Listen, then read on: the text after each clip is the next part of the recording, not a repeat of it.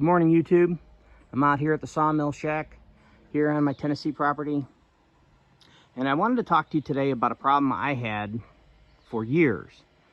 I'm 53 years old, and for the longest time I thought two-cycle things like weed eaters and leaf blowers, they were disposable because it seemed like after a season or two I just couldn't get them to stay running.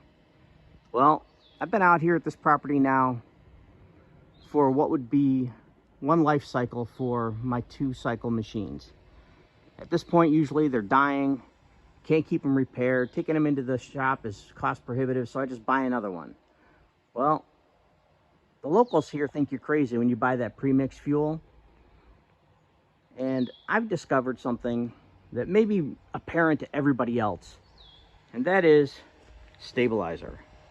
I think that's the secret ingredient they've been putting in these cans of fuel you buy, like these.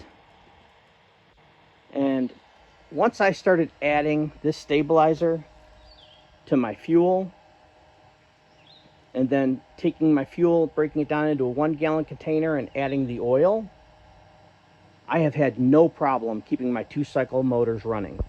In fact, that fuel stabilizer was in my HM130 Max, and it sat for nearly 8 months stone cold through the winter, and it fired right up as if it was a hot engine on a summer day, no problem. Didn't even give it a second thought. Now maybe that's a testament to Woodland Mills and the Kohler engine they put on it, but I think part of it has to do with the fact that fuel stabilizer was in the fuel, and as I said, I haven't had a single problem with any of my two-cycle machinery since I started using that. Now I will also say that Steel recommends using their oil, and I've used other oil and it didn't work as well. So Steel's not a sponsor, just putting it out there.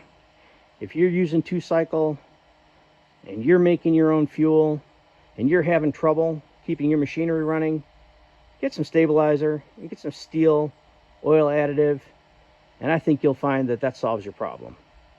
If you found any of this information useful, please like and subscribe. I'm out here in the Tennessee hills, up in the mountains. Everything I do is without any power. I'm remote.